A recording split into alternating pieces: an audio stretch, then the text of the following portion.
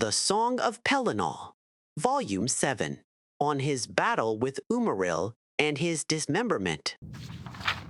Editor's note: Volumes 1 to 6 are taken from the so-called Riemann manuscript located in the Imperial Library. It is a transcription of older fragments collected by an unknown scholar of the early Second Era.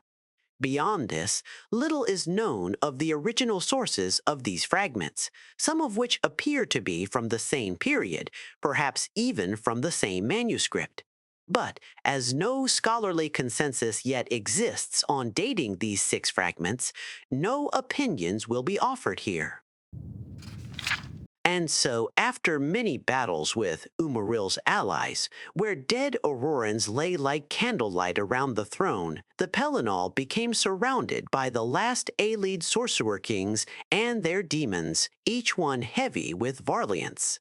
The White Strake cracked the floor with his mace, and they withdrew, and he said, "Bring me Umaril that called me out."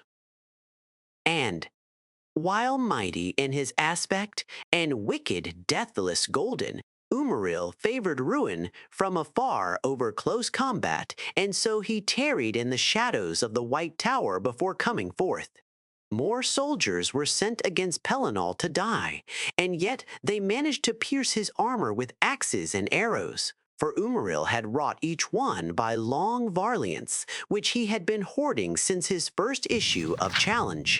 Presently, the half-elf showed himself bathed in meridian light, and he listed his bloodline in the Aelidune and spoke of his father, a god of the previous Kalpa's world river, and taking great delight in the heavy breathing of Pelinal, who had finally bled. Text lost, and Umaril was laid low, the angel face of his helm dented into an ugliness which made Pelinal laugh, and his unfeathered wings broken off with sword strokes delivered while Pelinal stood frothing above him, insulting his ancestry and anyone else that took ship from old Elnaphi, which angered the other elvish kings, and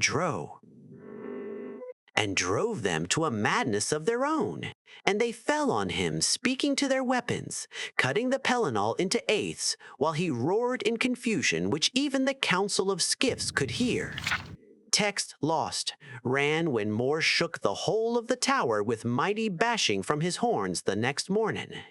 And some were slain in overabundance in the taking, and men looked for more Aeliots to kill. But Pelinal had left none save those kings and demons that had already begun to flee. It was Morihaus who found the White Strake's head, which the kings had left to prove their deeds, and they spoke. And Pelinal said things of regrets, but the rebellion had turned anyway, and more words were said between these immortals that even the Paravant would not deign to hear.